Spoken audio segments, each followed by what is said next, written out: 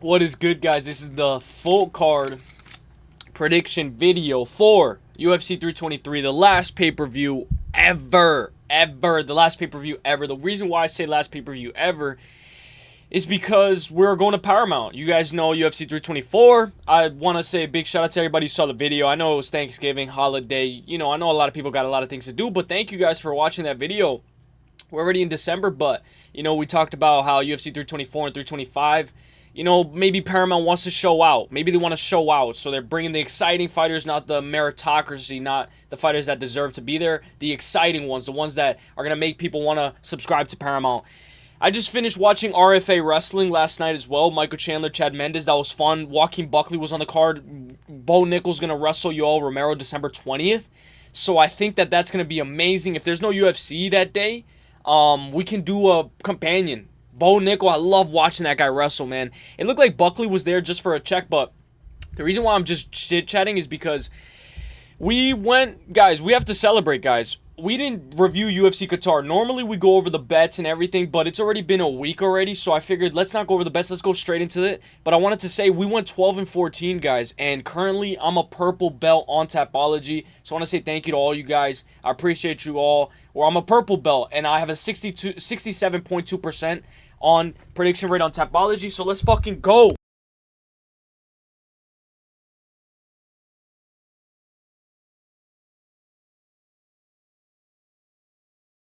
And the reason why I bring this up, my bad guys, I had to let my cat out, but the reason why I bring this up is because this is something that I'm not able to do consistent. You know, I was on Prediction Tracker, you know, and I got very excited, and you guys know how I am. I love the lock of the week. I love being able to hit the lock of the week, and I love being able to continue what we started from. So I want to come here, and I want to bring it for UFC 323, so let's bring it. I'm officially a purple belt on Tapology. If you want to follow me on Tapology, it's at Uselyis. Give me a follow. All my picks are there. You guys know I post them all the time, so drop a like.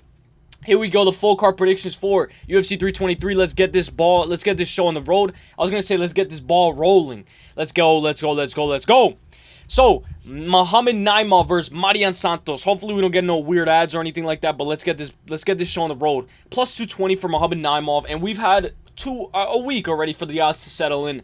Plus 220 for Muhammad Naimov, Marian Santos minus 295. Naimov is a beast, man. 13-3 overall, 5-1 in the UFC. His only loss in the UFC was to Felipe Lima, who Felipe Lima got Muhammad in a nice rear naked choke. His other two losses come by way of decision. Naimov is only 31 years old, looking to continue his win streak to 3. He is 4-1 out of his last 5, beating Nathaniel Wood in a close fight, which, if you rewatch that fight, you could argue Nathaniel Wood probably could have got that one. But that's a good win on his record. Eric Silva, Con Ofley, and most recently he beat Bogdan Grad. And we just saw Bogdan Grad get knocked out by Luke Riley. Luke Riley's one of my favorite to watch, and you guys know how I get with the hype. Guys, I'm going to be all over Luke Riley. It's going to be an amazing... I can't wait till his next fight because I'm going to go crazy his next fight. He's a grappler. He can wrestle. He's a bit flashy at times. Good boxing, good forward pressure, but he can't finish a fight if needed. He's more of a minute winner than a moment winner. Matched up against Marian Santos. Santos brings the heat. He is 16-1 overall. His only loss is to Dan Argueta and LFA almost 4 years ago. He's now on a 4-fight win streak at only 25 years old, beating Rafael Barboza, Con Ofley, Francis Marshall, and Sadiq Youssef. Honestly, I thought he lost that fight against Francis Marshall. I don't know how he won that fight, but it was close. He looks to work.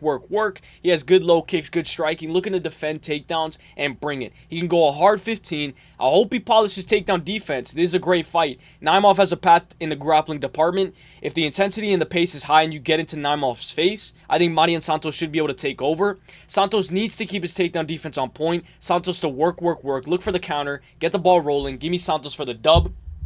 Let me know what you guys got. It's going to be a tricky card, I'm not going to lie. This card seems like it's a little bit different, you know, especially for a pay-per-view. You never know what's going to happen. Mansur Abdul-Malik, minus 1,000. Antonio Trócoli, plus 560. Here we go. Let's see if Mansur has improved since his last time out, because he did face adversity against Cody Brundage. 8-0 for Mansur, 28 years old, 100% finish rate, 7 wins by KO and 1 win by sub. 2-0 in the UFC, not including the no contest. 6'2", 79.5-inch reach, power like no other. He can wrestle very well, explosive takedowns, decent technique. He can start working. I will say, the fight against Brundage was stopped because there was a headbutt, and the headbutt led to the finish, and they went to the scorecards, but the round wasn't over. Now it's overturned. Now he's going to be matched up against Antonio Trócoli. And this is where it gets tricky, because Trócoli's 12-5 overall, 2-2 and 1 out of his last 5 on a 2-fight losing skid, losing to Shara by KO and Tresean Gore by sub. Surprisingly, he's taller and longer than he's taller and he has a longer reach than Mansur Abdul-Malik. 3 wins by KO, 5 wins by sub, and 4 by decision. Trócoli can strike. If you get in his face, he can decide to wrestle. He's huge for the division, has trips, great sub game, but can fold under pressure. Mansur needs to keep his game up. He needs to keep on evolving, because if he's showing up like he looked against Cody Brundage, I want him to look like, we'll talk about Talbot later, but after Talbot lost to Raoni Barcelos, when he fought Felipe Lima, he looked very different and looked miles and miles ahead. He looked like he got way better since the past 6 months. I want Mansur to be in that same position. I want him to get way better since that Cody Brundage fight, because he did face adversity in that fight. Give me Mansur Abdul-Malik. I'm going to go by KO or sub. Let's see if he finds the finish here and continues the 100% finish rate, because eventually 100% finish rate is very hard to maintain. Give me Mansur by KO or submission. Let's go, my guy. Let's go.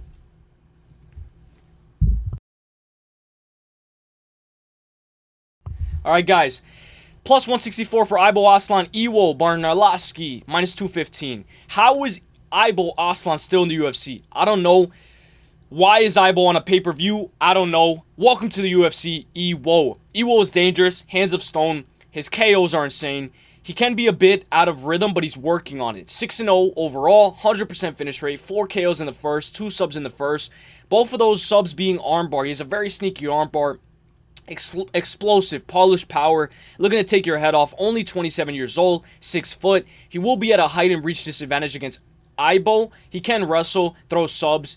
He hasn't won by decision yet, but him having a sneaky armbar in his arsenal is what I like. Iwo needs grit and determination to beat Ibo. Iwo might get his chin tested, but I trust him to wrestle if needed. Implement damage and work. Keep the volume and activity high. Overwhelm the counter striker. Matched up against Ibo Aslan. Ibo is a dangerous striker, but that's pretty much it. 14-3 overall. He's currently on a 2-fight losing skid, losing to Ion Cutelaba, Billy Elikana, and Billy Elikana. 2-2 in the UFC for Ibo. 100% finish rate, 12 KOs in the first, 2 KOs in the third. He lost by sub twice and once by decision, but he's never won by sub or decision. He's a one-trick pony, explosive, can gas as the fight goes on. He can wrestle as well, but low fight IQ. He did absolutely nothing against Billy Elikana. The pick is going to be Iwo to win inside the distance. Give me Iwo by KO or submission. He might have to throw up that sneaky armbar, though, because Ibo Aslan is tough. Edson Barboza versus Jalin Turner. Now, this is a banger. Plus 200 for Edson Barboza. Jalin Turner minus 265. A banger. I think this is an excellent matchmaking. May the best man win. Edson Barboza made his UFC debut all the way back in 2010. He's been in the UFC for a while. 39 years old, 24-13 overall, 2-3 out of his last 5, losing to Bryce Mitchell, Lerone Murphy, and Drakkar Klose. He managed to beat Billy Q and Sadiq Youssef. Good volume, good low kicks, high intensity, great takedown defense. Against Drakkar Klose, he did pretty well, but overall still lost in that fight. Barboza gets bruised up easily, kind of like Rebecki, and he gets tired as the fight goes on, but he's always technical, defensively sound, but he can get tagged, and he has been into wars many times, and he's not afraid to go to war here. Matched up against Jalin Turner, 14-9 overall, 1-4 of his last 5. This guy, and I wrote this in my notes, but take it with a grain of salt, because this is how I felt when I was writing it. This guy's like the Lucas Tracy of MMA. He retires, he comes back. He retires, he comes back. He retires, he comes back. But remember, I'm throwing knives at the wall. Remember, take it with a grain of salt. Lucas Tracy, I love you. Hopefully, Turner is back for good. He's only 30 years old. Still time to grow. Still time to improve. And I'm glad that you're coming back, bro. Welcome back. Turner is huge for the division. 6'3". He has 1 win over King Green in his last 5, but lost to Gamera by split, Dan Hooker by split, Renato by KO, and Ignacio Bahamondes subbed him. Turner is younger, should be more durable, but he is very susceptible to getting drawn into a firefight. He needs his fight IQ to be on point. Jalin can work the body, pick Edson apart from the outside, but Edson is ready to throw balls to the wall at Turner. I can see Edson Barboza throwing the kitchen sink at Jalin Turner and looking better than ever.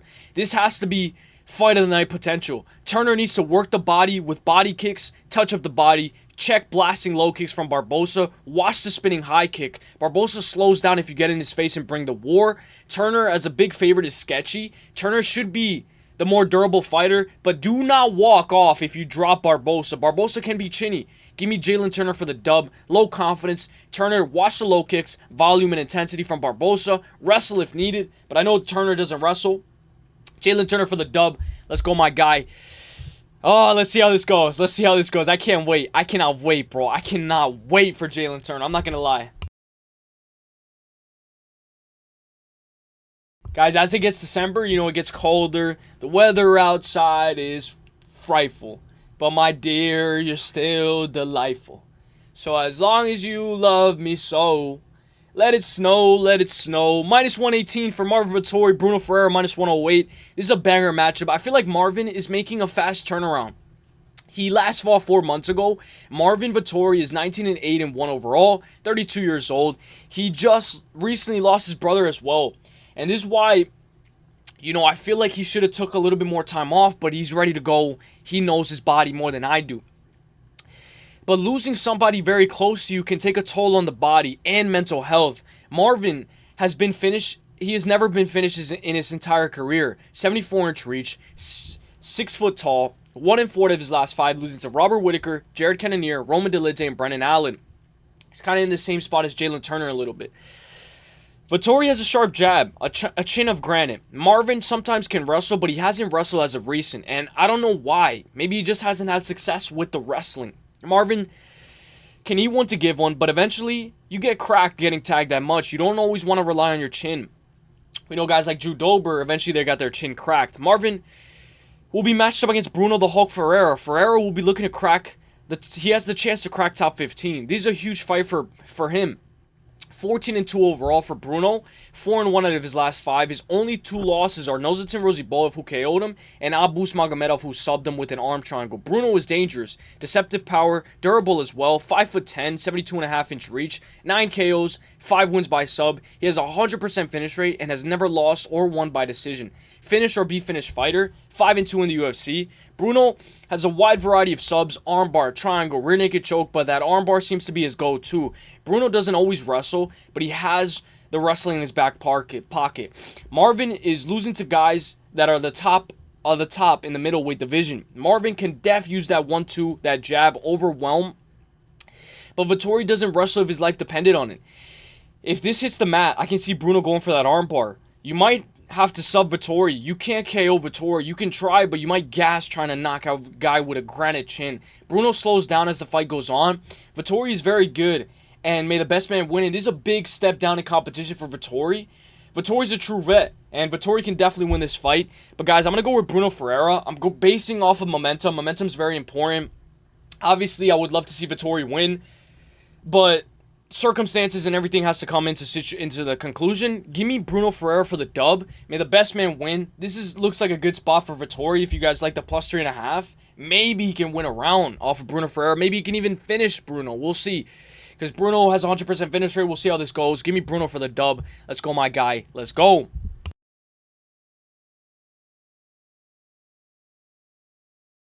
Alright, guys. Here we go. Let me just take a sip of water.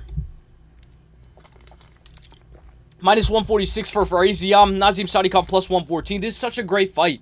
Ziam recently has had a passing of someone very close to him. I believe Ziam's grandma just passed. And you guys know, we just talked about this with Marvin. It can either stoke a fire in you or it can just take a toll on the body. But I think with Ziam, it's a little bit different. I think this is going to spark a fire inside of him like no other. And it's going to lead him to perform because he's going to want to perform for the people that are watching over him. Ziam, the smile killer, lives up to his name. Very good at what he does. Technical, knees made out of petroleum jelly. The way he avoided Mike Davis sub attempts, 17-4 overall, 6'1", huge, 75-inch reach, 7-2 in the UFC. He lost to Dan Mage and Terrance McKinney in the UFC. 5 wins by KO, 5 wins by sub, and 7 wins by decision. Very good volume, knees up the middle, collar tie, good off the break, sets a rhythm like no other. Great management of distance and range. Excellent in the clinch as well. Elbows as well. He's going to be matched up against Nazim Sadykhov, the GOAT. I'm going to be a little bit biased. Nazim, I will always mention that the ref that the ref that refed Nazim versus Nicholas Mota was one of the best examples of perfect reffing I've seen in a while. No early stoppage, letting the fight play out. Nazim is very fast and athletic, and I like it when the ref let the fight play out. You know, Nicholas Mota was kind of teeing off on Nazim Sadykhov. He kind of dropped down, dropped low, and then he came back and he ended up winning that fight. Nazim was actually my lock of the week during that fight. I believe it was 5 months ago, and I was nervous. I remember I know it's going to sound crazy, but I was outside and I was like, fuck. I know it's going to sound crazy. Nazim is very fast and athletic. 11-1-1 overall. Nazim is only 31 years old. Brooklyn, New York. He has excellent fight IQ, composure, and he can keep up with a very high pace because of his great cardio. He almost lost his last fight against Mota. Ended up coming back and winning that fight. But you know, I still feel like Nazim was still in control. He still knew what was going on in that fight. And that's what I like to see. Nazim has a win over Terrance McKinney and Ismail Bonfim, but he did go to a draw with Slava Claus. Nazim will be at a slight height and reach disadvantage. 8 wins by KO, 2 subs overall, and 1 win by decision. 4-0 in the UFC. Leg kicks will be a factor. Volume will be a factor. Activity and footwork will be a factor. And wrestling exchanges will be very important here. I can see Nazim wrestling here and having a bunch of success with the grappling, taking the back and landing pop shots. But I'm going to go with Nazim Sadykhov, low confidence, but he needs to keep his get-up game on point. Most importantly, keep his takedown defense on point. Don't get hesitant. Watch out for that collar tie, the elbows off the break, and keep the ball rolling and take him to deep waters. Nazim is going to be the pick. I like his money line. Let's go, my guy. Use that question mark kick. Nazim for the dub. Let's go. That's going to be one of my favorite fights on the entire card. I'm not going to lie. Maycee Barber versus Karine Silva. Maycee minus 180, Karine Silva plus 140. Maycee is exciting when she actually fights. This is good matchmaking. We haven't seen Maycee in a while now. She's back, she's healthy, and ready to get back in the cage. Maycee is 14-2 overall, only 27 years old, 65-inch reach. Maycee always brings it. She's 9-2 in the UFC, looking to extend her 6-fight win streak to 7 with a win over Karine Silva. Excuse me. Maycee doesn't quit on herself, and she has some pretty decent fight IQ. Notable performances for Maycee: Gillian Robertson, JJ Aldrich, Miranda Maverick, Montella De La Rosa, Andrea Lee, Amanda Ribas, and Caitlin Semeriana. She did really good against Caitlin, a tall opponent. Her only 2 losses in the UFC are Roxanne Madarafi, who that girl was a vet. I remember her last fight was Casey O'Neill. She lost by split, and I remember Casey got a lot of hate for that. And Alexa Grasso, 2 solid losses. She has great volume and grit and determination, and has wrestling in the back pocket if needed. Matched up against Karine Silva. Karine Silva is 19-5 overall, 5-1 in the UFC. Her 1 loss in the UFC is to Vivian Araujo, where she didn't look like herself in that fight. She just got back from a bounce back win and avenged her 1 loss to Diane Barboza in a sketchy. She avenged one of her losses, to Diane Barboza in a sketchy close fight where that fight was a mess. That fight with Diane Barboza was a mess. And 8 wins by KO, 9 wins by sub, and 2 wins by decision. She can grapple very well. 17 wins inside the distance for Karine Silva. Dangerous finisher, a wide variety of subs, guillotine, knee bar, darce, arm bar, heel hook. She's always hunting for a finish. Against Diane Barboza, she got taken down 3 times. And I think that Barber's on point. She has been training. She should look her best. Maycee is at a new gym, I believe. Let's hope the weight cut goes well. The pick is going to be Maycee Barber. Maycee Barber to get the job done. I like her by decision. But remember, Maycee Barber did very well against Amanda Ribas. One of my favorite performances was against Amanda Ribas, and she actually ended up finishing Amanda Ribas. So the double chance by Karen points, I like it as well. Let's go. Terrance McKinney versus Chris Duncan, plus 150. Terrance McKinney, Chris Duncan, minus 194. This is one of my most anticipated fights on the card. Duncan got a new contract after beating Rebecca and is looking to create chaos. This is a fun fight. Incoming war. Terrance McKinney, 17-7-0 for Terrance. Terrance is 4-1 out of his last 5. His most recent loss is Esteban Ribovics. The thing about Terrance is he's a finish or be finished fighter. 100% finish rate, 8 KOs in the first, 8 subs in the first, and 9 overall. I will say, guys, 7-4 in the UFC, but against top echelon of the division. And I know these guys, like, at the time that he's facing them, he's facing Drew Dober, like, before he got his chin cracked. A majority of McKinney's losses come by KO. He's been KO'd 5 times. He's only been subbed twice. Terrance McKinney has speed and power, dangerous ability to finish the fight anywhere it takes place. He can get tired as the fight goes on and is susceptible to getting cracked, but he bites down his mouthpiece and he goes to war every time he steps into that cage. He's on a 2-fight win streak, beating Damir Hazdovic and Borishev, matched up against Chris Duncan. Chris Duncan is huge for 155, 14-2 overall. He will be at a slight disadvantage, a reach disadvantage at 71.5-inch reach, but Duncan is also 4-1 out of his last 5, with one of his most recent losses being to Manuel Torres, who we will talk about later. He lost by rear naked choke, I believe. Surprisingly, he lost to Borishev as well, Slava Claus. On Dana White Contender Series, he was caught and got KO'd bad in 2021. He's currently looking to extend his 3-fight win streak to 4. He beat Balahioki, Jordan Vasenik, and Mateusz Rebecki. These two will clash right at it, like they're two bulls going head at it first. Duncan sometimes is the comeback king. He can get in trouble and still come back and win. Duncan can grapple, 14 takedowns in his 7 UFC fights. He can get controlled and doesn't have the best takedown defense, but he's coming out of American Top Team. I think he works on it, and I bet he has. I hope he's been polishing his takedown defense because he's gonna need it here. Duncan makes things work in the chaos. I can see a sneaky over-under 1.5 here. Duncan is a dog. He may not be as technical or as elite, but he makes things work in the chaos. A war is what Chris Duncan loves. This is such a good fight. Give me Duncan for the dub. I like his money line. Let's go, my guy, Chris Duncan. Let's go. Grant Dawson versus Manuel Torres. Now, this is a banger. Grant Dawson minus 235, Manuel Torres plus 180. Very interesting fight. May the best man win. Grant Dawson is 23-2-1 overall, looking to continue his 3-fight win streak to 4. He's a wrestler. Great control, great pop shots if needed. He can go a hard 15. He can be cracked, but once he takes this fight to the mat, it's in his realm. 4-1 out of his last 5, 31 years old. And if he hadn't lost to Bobby Green, he'd be way more ahead and be in a better position than he is now fighting Manuel Torres. Green caught him bad. Dawson will be at a slight reach disadvantage, 72-inch reach. Trains out of American Top Team, 5 wins by KO, 13 wins by sub, and 5 wins by decision. 11-1 in the UFC. He has a wide variety of subs. Rear naked seems to be his go-to. And a sneaky triangle choke matched up against Manuel Torres. Torres is 16-3 overall. 30 years old, a dangerous finisher who is also 4-1 out of his last 5. His most recent loss is a KO loss to Ignacio Bahamondes. Torres is 4-1 in the UFC, a finish or be finished fighter. Torres has never lost a fight by decision. 8 KOs all in the first, 7 subs in the first round, and 1 win by decision. Manuel Torres has been KO'd once and subbed twice. He got subbed in a heel hook and a knee bar. Torres needs his takedown defense to be on point. I feel like I keep on saying this because takedown defense is going to be very important on Saturday. Keep that takedown defense on point. Keep that get-up game even better. Torres, threaten the subs, but work your way up as well. Don't just stay on your back. I can see Torres getting control for an entire round if he doesn't implement damage and get the ball rolling. Grant needs to get started early, and that's all it takes. The pick is going to be low confidence. Give me Manuel Torres. Get the ball rolling and fuck him up. Give me Manuel Torres.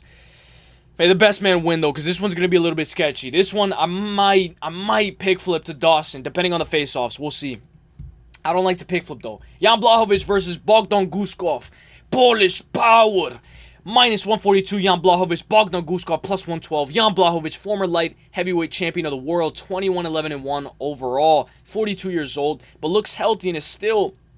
looks like he can compete with the best of the best. 1-3-1 out of his last 5. 1 draw with Ankalaev. 1 win over rock kick leg injury. But he lost to Glover, Alex Pereira, and Carlos Ulberg most recently in a close fight with Ulberg.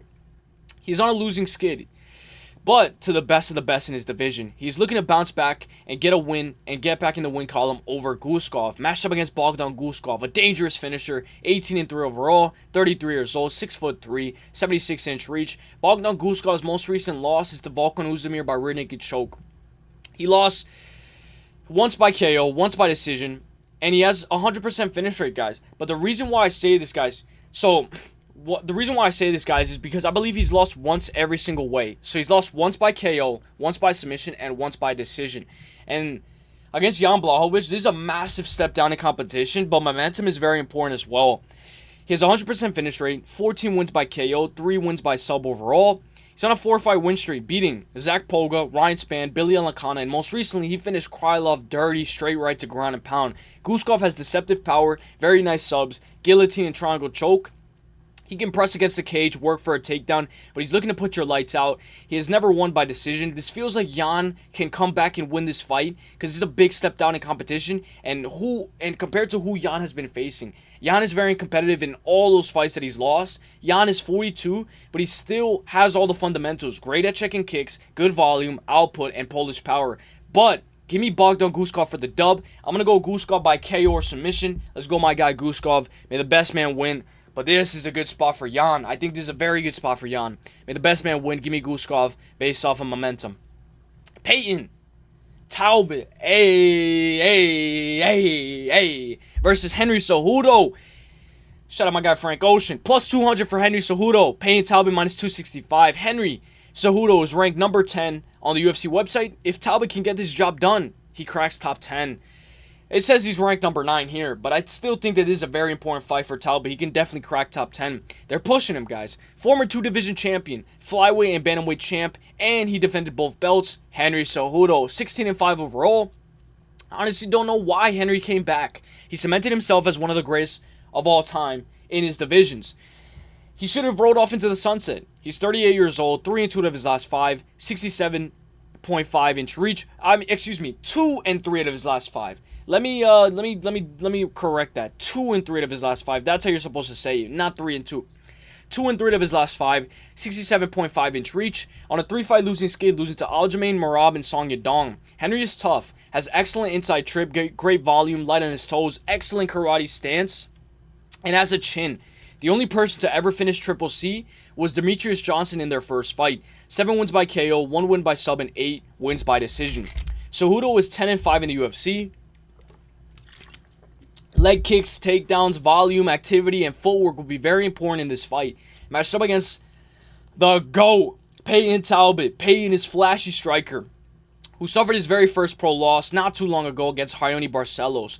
And that loss is aging very well considering Raoni still beat the crap out of Ricky Simon most recently. Talbot is 4-1 out of his last 5, 27 years old, 5'10", 70-inch reach, 4-1 in the UFC.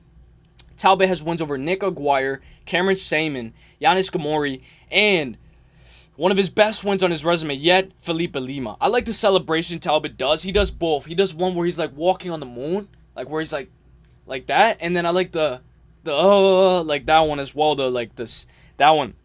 He can be open to a takedown, but he showed he has improved his game a lot last time out. Remember what I said?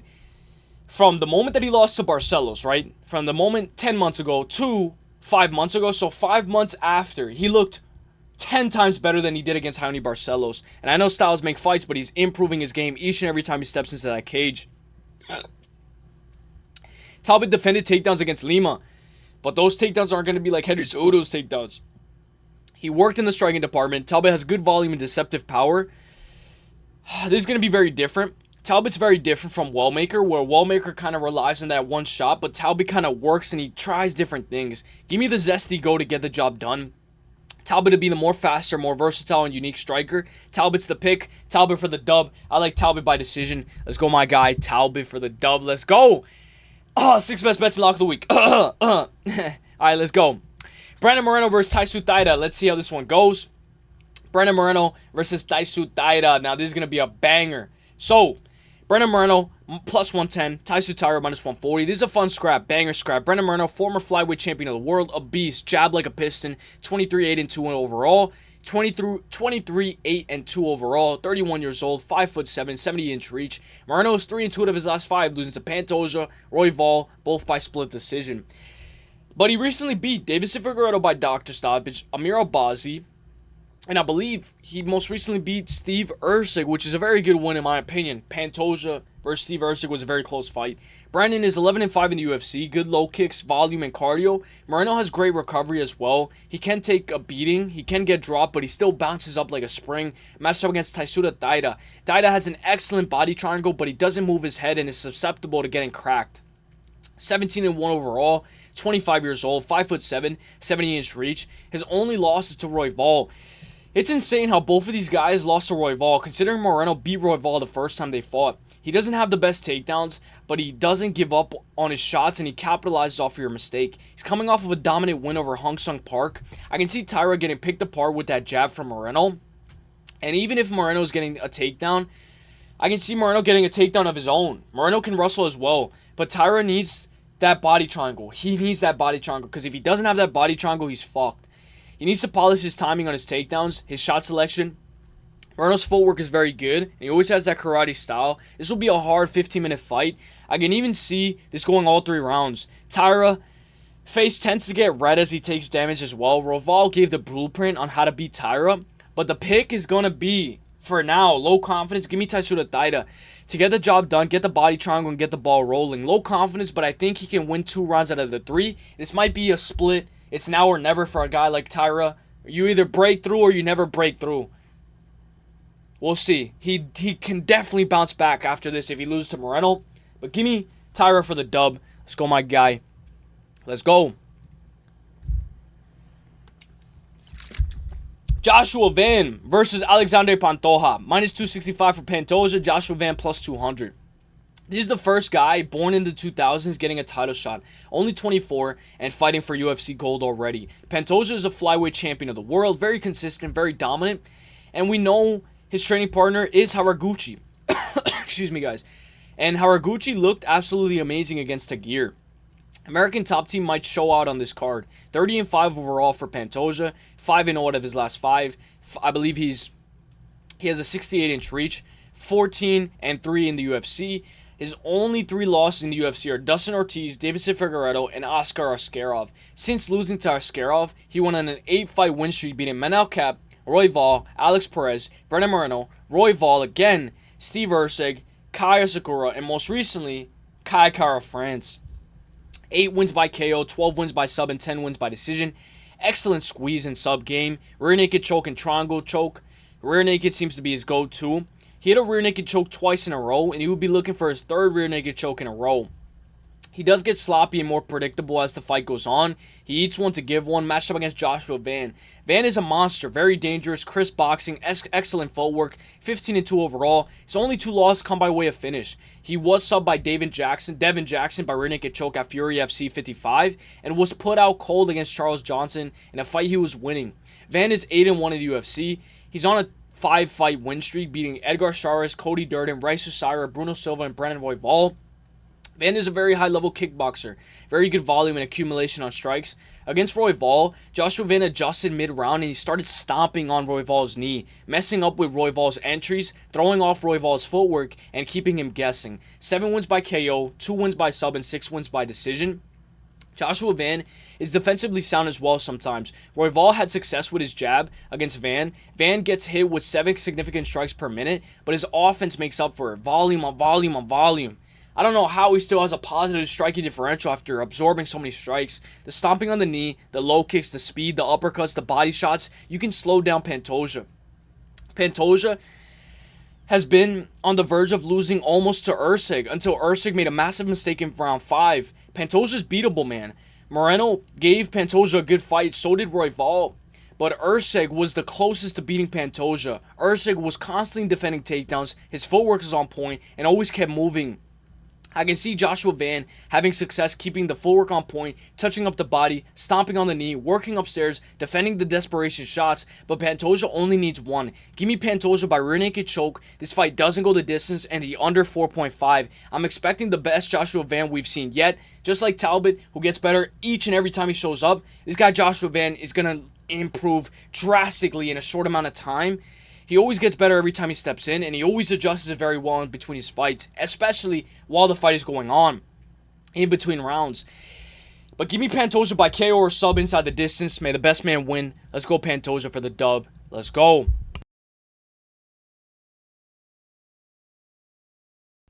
Minus 500 for Merab Dvalishvili, plus 340 for Peter Yan. This is a great way to end off UFC 323, the last pay-per-view ever. It's a great way.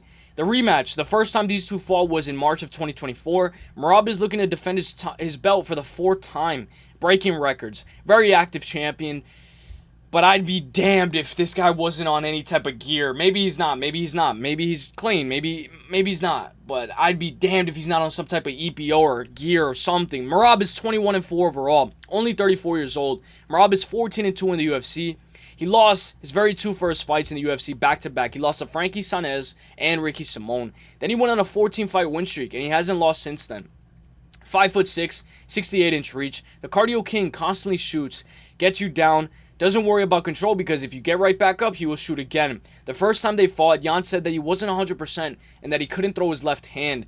But, if you remember, I believe Merab went into that fight with a broken hand as well. Both of these guys had something messed up with their hand during this fight, which is kind of like a crazy coincidence.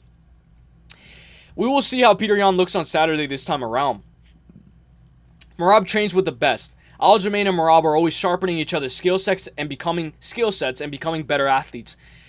Merab almost finished Corey Sandhagen. He rocked him on the feet and he swarmed him. He is adapting and improving his style each and every time he steps into that cage. Merab is susceptible to that left hook. Henry Cejudo and Marlon Moraes caught him with it, but I think he's adapted and he's been very more defensively sound since then, but it's still an opening. I think we have to put Merab's lights out because he's just going to keep on coming. His cardio is why his recovery is astonishing. Like, you guys, you hit him, you drop him, or you rock him, he's already back. He's back to normal. His cardio is insane. A left hook into an uppercut, high kick is a combo I can see putting his lights out because we got to set something up. It's kind of like Usman versus Leon Edwards. You know, Leon was never going to win that fight the second time. You know, he had to knock him out. It's hard to stop the relentless pressure from Merab, but you have to put his lights out. Merab constantly knees to the thigh, constantly looks to like he can go 20 more rounds after a 25-minute high-paced fight. He managed to take down Corey Sandhagen 20 times, matched up against Petr Yan. Petr Yan and Merab both had something wrong with their hand the first time these two fought. This could be a war this time out. This could be way more competitive than the first time out. Merab shot 49 times and got 11 takedowns and controlled them for 7 minutes. Petr Yan even shot some takedowns and he managed to get one. Petr Yan was on a 3-fight losing skid at one point, losing to Aljo, Sean O'Malley, and Merab Dvalishvili, but he bounced back and he's now on a 3-fight win streak, beating Song Yadong, Figgy, and Marcus McGee. Petr Yan is only 32 years old, former bantamweight champion of the world, good low kicks, great management of range, beautiful entries and exits, and I love Petr Yan's trips, his crazy sweeps, and his crazy takedowns. Petr Yan, 7 wins by KO, 1 win by sub, and 11 wins by decision. Merab constantly will keep on shooting takedowns. We can't time a knee up the middle. It's the oldest trick in the book. For a wrestler, they already know you're going to try to throw up a knee up the middle. You can try to set it up, but we gotta accumulate damage and work that body. Petr Yan needs to stay light on his toes, keep the volume on point, activity, and set up that high kick. Uppercuts. Create a cut on Merab so that way the doctor can stop this fight. Uppercuts, work Merab's body. Merab is very weak to the body. Teeps, trips, get off the cage, stay in the middle of the octagon, get off that black line. You guys know with Ilia Topuria, he waits for you to get behind that black line, and then he unleashes when you're on the cage. If you are behind that black line, your back's against the fence, and you are close enough for a shot. Work, invest in the body. I'm a huge Petr Yan fan. I'm expecting an even more competitive fight than the first time these two warriors collided. It burns me to pick against Petr Yan. Please, can somebody end this guy's reign? But Merab's recovery is so good. The pick is going to be Merab Dvalishvili. This will be a hard 25. We'll even see if somebody gets finished this time around. Both fighters will adjust in between rounds, but give me Merab to edge this one out. Merab he showed that he can find the submission now. He showed he can catch you and he rocked Corey. Give me Merab to keep the pace high, intensity high, takedown threat high. Merab to win. I like him by KO or on points or by sub or on points, just in case something happens where he gets another finish. Merab is going to be the pick. Merab to win by 48-47 unanimous decision. I could even see this being a split. You know, there is something about taking so many fights back to back to back. It takes a toll on you. And eventually you don't know. You don't know what's going to happen. So I'm prepared for anything. But give me Merab to win this fight by 48-47, unanimous, or even by split. May the best man win. Let me know what you guys think, guys. Let me know if you guys like this video. I love you guys. Merry Christmas, guys. It's already December. Are you guys ready? Here we go. But my dear, as long as you love me close, let it snow, let it snow, let it snow. Alright, guys. Peace. I love you guys. Have a great day. Have a great weekend. God bless. The best is blessed. Giyat. I'll be live tomorrow. Giyat.